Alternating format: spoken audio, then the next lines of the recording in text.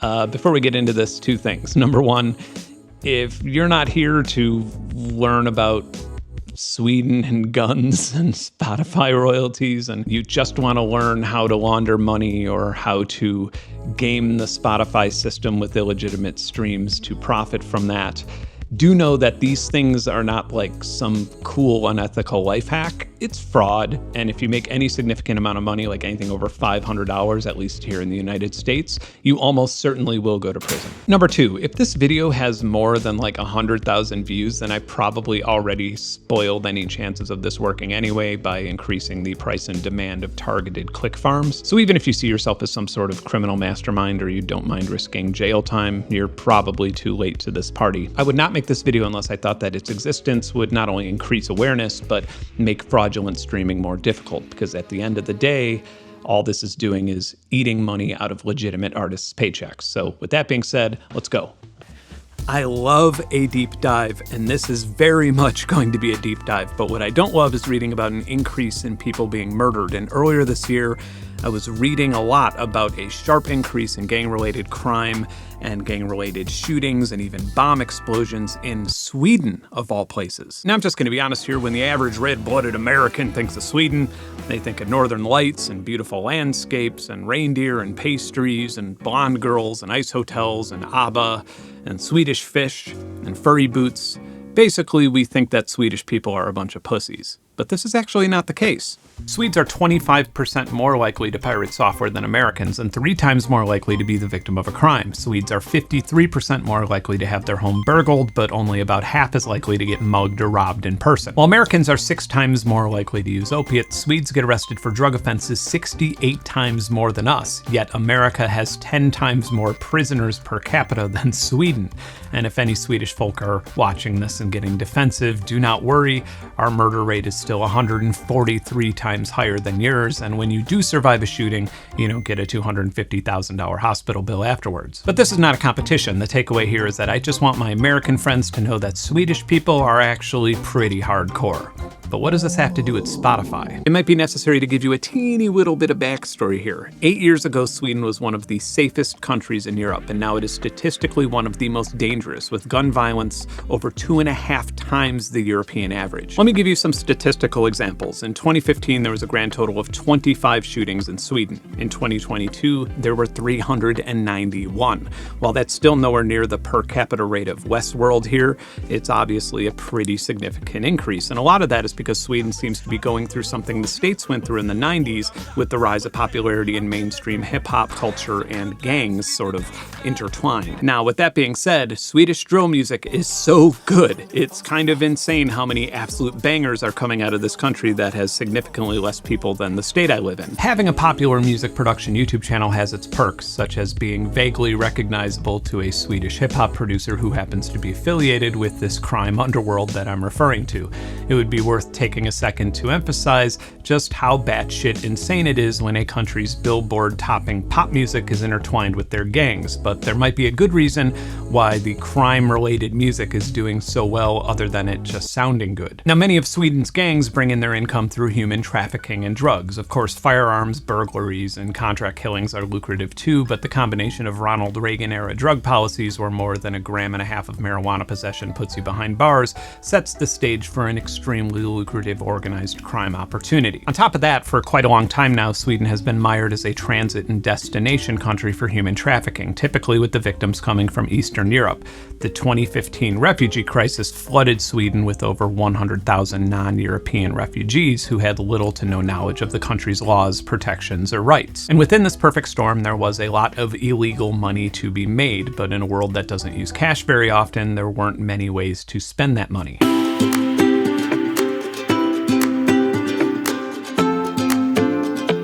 So let's just say that you sold a few kilos of coke and hash and trafficked a few dozen people to the Serbian mob. No judgment, who among us can say they've never done that? You probably have a shitload of krona in cash and maybe even some bitcoins, and you can't exactly sign up for Coinbase and move those into your bank account, and if you use an ATM, you'll just have more cash. Now, of course, you could do the obvious or traditional thing, and you could set up a shell company and find a professional launderer in another country to set up a shell company to pay your company service or consulting fees, but then you'll lose about 50% in the laundering process, and only then will you have to pay tax on the remaining balance. This is how most money is laundered in Europe, according to Interpol. However, if you are a Swedish musician getting streams from within Sweden or other select European countries, a million plays on a little Swedish streaming service called Spotify can bring in as much as 56,000 krona, or $5,000 of clean, legitimate, taxable income. This is significantly more than you would get for a million streams in North America, by the way. I'm not even going to do the math on that because the average pay per stream will drop again by the time I'm done editing this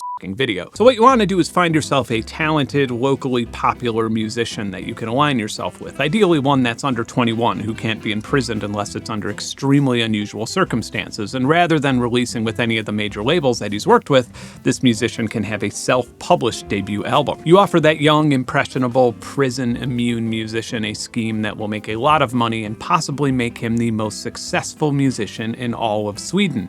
And to do this, you're going to want to, 1, take those piles of cash earned from drugs and human trafficking and buy cryptocurrency. In this case, the Swedish gang members bought Bitcoin through crypto groups on Facebook. Now, me personally, I would put on a big old COVID mask, maybe some prescription glasses, a baseball hat, and I would buy some Bitcoin through a crypto ATM. Then I would use a reputable offshore online service that allowed me to anonymously buy Monero with Bitcoin. Then I would fire up a VPN, open up another browser, and use that same service to sell my Monero for Bitcoin in a few separate transactions. You can expect to lose about 2.5% in fees for this Bitcoin washing, and it is well worth it. 2. Now, while my contact in Sweden was just paying a 17-year-old in the UK called Drip to do this stuff, I personally think that this would be the most fun part of the scheme. Now, there is no shortage of websites that allow you to pay for Spotify streams on the ClearNet, or the internet that we typically use, but those are just brokers that usually use the same click farm for everything.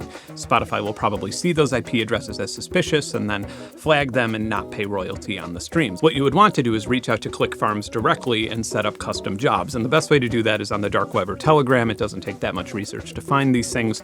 There are actually marketplaces where targeted click farms compete with one another. 3. You're on the dark web, negotiate, find yourself a good bargain. You're going to want to shop around and even post a custom job. You're going to need your artist in Sweden getting streams from within Sweden, other Nordic countries, or the UK or Ireland. Iceland pays the highest of all, but Iceland has about 40 people in it, so it's a bit too obvious for this. Another important detail not to forget in this negotiation, you're going to want about 30 to 40% of your streams to be coming from premium Spotify accounts, because that reflects the average of current subscribers. Timing is also very important. You want these artificial plays to start right as an album drops to avoid any unusual patterns that could get flagged. 30K per day is pretty safe. 50K per day is a bit greedy unless you're intending on buying over 20 million total. I was able to find a deal for 1 million targeted streams of this type for the equivalent of about $1,250. 4. Release the album on a smaller aggregator and release it exclusive to Spotify. You don't want to have vastly different stream numbers on Apple Music, Tidal, and Spotify. And to get it on Spotify, do not use major services like DistroKid or TuneCore, as they may have additional fraud flagging tools implemented. There are actually some smaller and lesser known aggregators that even allow you to make and resell your own Spotify publishing service through them, which just adds more difficulty in finding accountability. Number 5, sit back and wait a few months, and if you did everything right, collect your royalties and remember to withhold some for taxes. In Sweden, you should expect to be able to collect between 37 and 52,000 krona for a million Spotify plays, which averages about $3,800. That's right. About 3 times more than you spent for the plays. You are actually being paid to launder money. You might be wondering how this is even possible. If you watch my previous video regarding Spotify, you'll learn all about how Spotify subsidizes the cost of music for the user using venture capital investments and has yet to have a year where they've made a profit. But hold on, before you rewind this to pay closer attention on how to triple the money in your bank account. Number 6, and this is arguably the most important of the bunch. You're going to want to do your best to try and enjoy your time in prison after your taxes get audited and you can't explain why you're spending thousands of dollars at crypto ATMs. There's a really, really good reason why Swedish gangs use teenage musicians for this. They won't go to prison. You will. When Einar was just 18 years old, he was on top of the Swedish charts with his self-released debut album. He was kidnapped by gang members who took his Rolex watch, gold chains, and forced him to take humiliating photos against his will that they would then release to the public if he didn't pay them 3 million krona, or about $275,000. 6 months later, he was shot and killed execution-style outside of an apartment building in Stockholm. At least from their official statements to the press, Swedish police didn't seem to know why Einar was indebted to gang members, but I suppose what I just told you could be considered as a theory. By the way, a quick internet search of the terms Spotify and money laundering will show you that I am far from the first person to dig into this. Svenska Dagbladet, one of the largest papers in Sweden, interviewed both gang members and police who told them that Spotify is currently being used as the primary source of money laundering for organized crime in the country. When asked for comment, Spotify said, "It is our belief that this story, full of anonymized sources, is largely a work of fiction." I guess they're surprised that money launderers want to remain anonymous. But the open secret that has not been reported on in mainstream media is the fact that laundering money through Spotify accomplishes something that Spotify cannot, turning a profit. There are quite a few marketplaces with thousands of buyers and sellers where one can buy targeted Spotify streams, and some of them are on the ClearNet. And the next logical question I have is, how much of the royalty pool is going to fraudulent streams? Or in other words, how much of your money as a musician is giving a money launderer or a con artist a 3-to-1 return? And what, if anything, is Spotify going to do about it other than claim fake news? This is just a random thought. I haven't actually researched any of this, but all of this made me wonder if those "I'll show you how to get more plays on Spotify money-back guarantee dudes" are just taking a sliver of what you pay them and buying fake streams. But on second thought, I've never met a real person who experienced any form of success from those services. God damn it. That's it, I guess. Just another perk of being a fucking musician in 2023.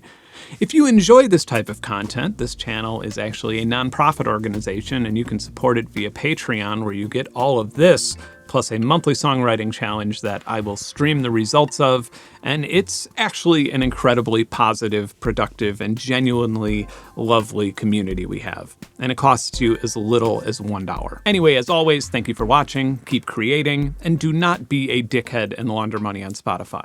Bye.